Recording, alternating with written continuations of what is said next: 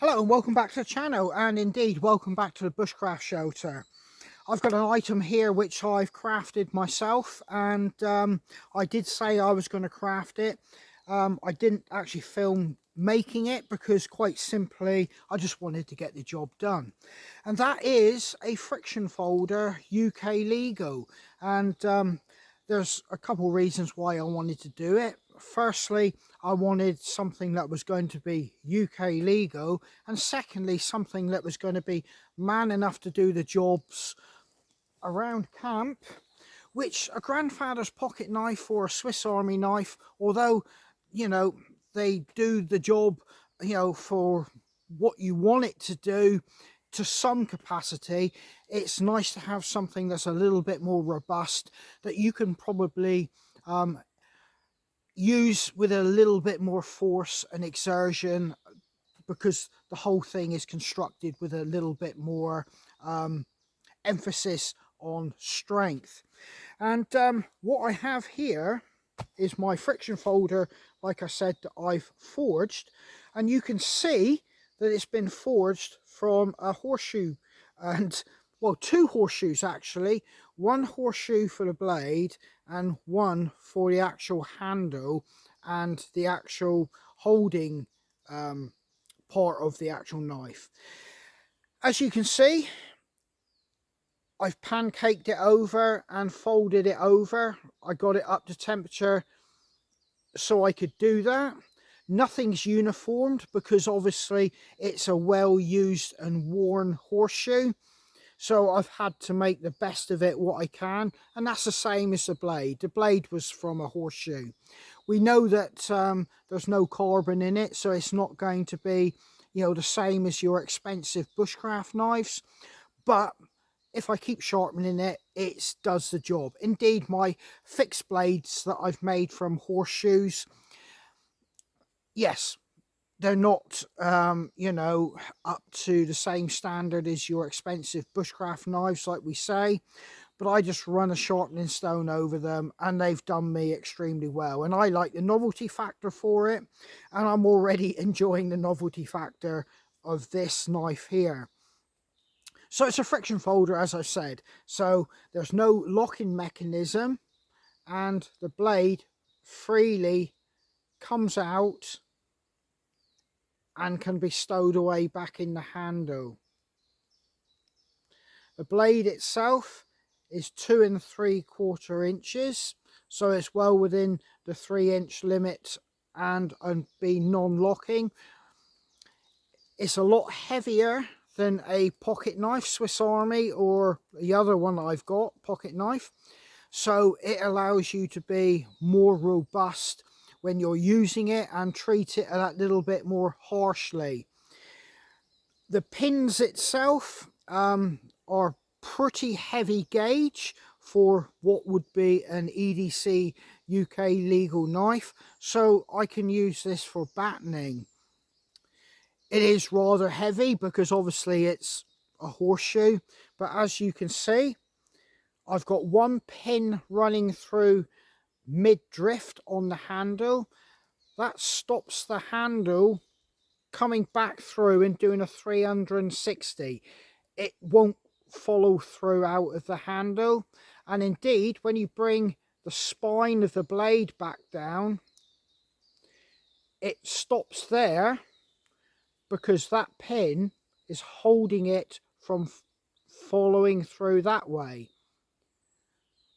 How it's operated is, you would bring the blade up, push it against that pin, get your hand and hold it like that, and that is in its usable position. It won't close on your fingers because you have that spine coming down to about here, as you can see, and that spine is sat through the whole quadrant of your thumb and this part of your hand, so you can exert a lot of force and you don't have to worry about it. You'd have to be really trying hard to cause yourself harm with this style of knife. Like I said, it closes freely. and it opens like that. There's no lock on this at all. It is fully UK legal. Now I'll let you have a look at the pin running through it, but it is quite heavy grade. I'll talk about it. It's been made of, like I said, 2 horseshoes, and it's quite novel. But I'm really pleased with the performance of it so far. It's really sharp and it's doing its job. And I feel more confident already, you know, using it around the bushcraft shelter to do some jobs than I do with a pocket knife already. So I'm well pleased with how this has turned out. But we'll have a look at the internals of the pins at the seat. So if I open this one right up, you'll see that blade, and you'll see some different or copper coloured washers, and that is the load bearing washers or friction bearing washers. They're not bronze, but copper is soft enough for it to you know, stop too much friction. It's a softer metal. Can I get a better there? You can see it better there. And I've got a, basically, will it focus? I've got a nail running through, which obviously I then pancaked over to make the actual pin. It's extremely crude, but it does work. And if I just want to tighten it up, all I got to do is just give it a little tap with a hammer just to tighten it up. But yeah, it actually is very usable. Let me open it or close it, I mean. I'll do it like that. You can see it's extremely tight on the mechanism. There is no sideways movement on it.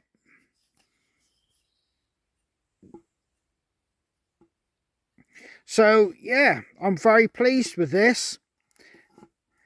It cost me nothing. I did actually buy the copper washers, so I can't remember. That was just pence, that was. But yeah, let's cut some wood and see how it performs. Oh, obviously I've got that pin there. That is another nail, as you can see, pancaked over.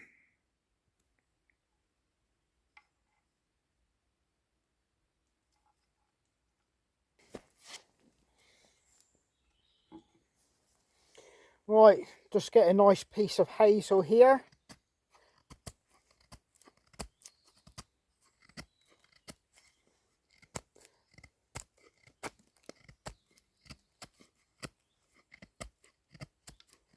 As you can see, there's no problem in it cutting. It's going right the way through. It's biting in deep.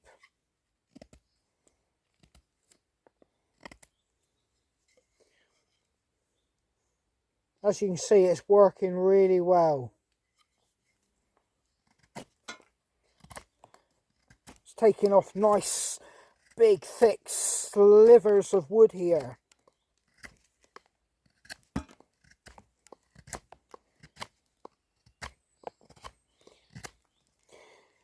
And that's a really nice, thick piece of hazel there.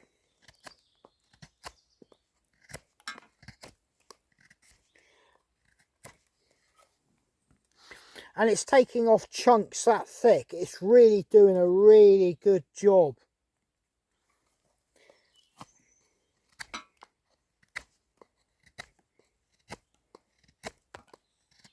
As you can see, it's really pulling the wood off. It's going straight through. I did say I sharpened it really to the point it was really sharp.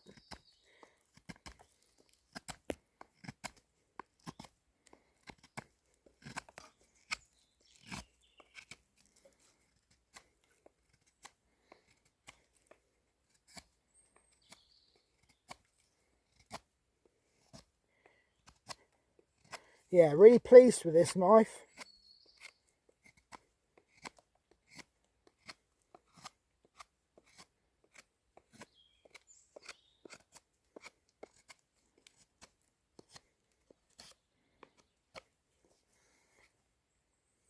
yeah, really happy with this.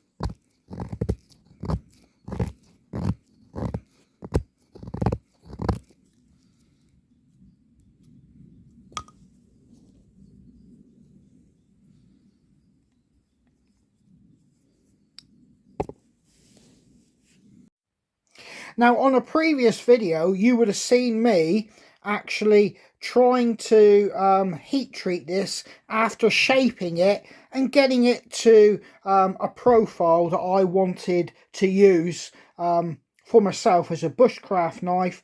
But I've got a feeling this will be better for harvesting. As you can see, it hasn't come out too bad, and it works extremely well. As for hardening it, well, if you don't put too much pressure on a file, it will just skit over the top of the metal. As soon as you apply any real pressure, you can feel it start to dig in. So I don't think it's achieved any real hardening. Possibly, like I said, a very, very surface coat case hardening, which probably doesn't really register anything on any scale to be worthy of talking about. But we did it anyway.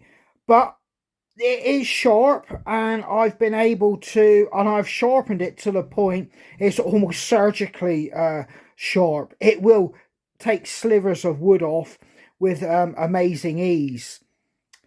This one here, the blade itself is, I've got created kind of like a paddle or spade shape, because I wanted to keep as much metal as I could, because the idea of having this is my everyday carry instead of what I've been traditionally carrying, which is a normal pocket knife. I'll quickly open this one-handed.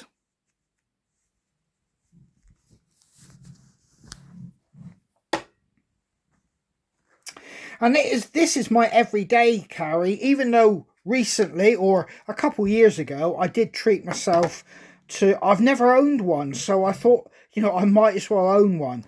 But yeah, that's kind of a little bit of a novelty item I keep. This is my everyday carry. Why did I want to upgrade it to this, something like this? Well, it allows me to batten very small pieces of wood. I wanted to keep the strength and depth so I could use it for more robust tasks than this one, as you can see. And the mechanism on this one doesn't really allow you to abuse it too much. You can use it in a hard manner, but unfortunately, as you can see, the disadvantage is it can fold back if you're not careful. This one, on the other hand, will not, because the spine comes down there, and as you can see, it's locked in under your hand. It cannot fold back on your fingers, and this will allow me to do more heavy duty tasks. So just as reference, basically a steel nail, copper washers, cut, drilled, pushed through, and then riveted over, and it does the job. We'll go down and do some cut tests in a minute just to prove that this thing works. Yes, there is a bit more weight than a Bolton friction folder, but yet again, it's a novelty item, this is, and the fact it is sharp and robust. I could pretty much whack this with a hammer. It's not going to go anywhere, break, or do anything or any damage to it. And it's worth more to me than any amount of Bolton friction folders, top line ones for big money, like £200, £300, £400 ones. This was worth more to me because quite simply I've made it.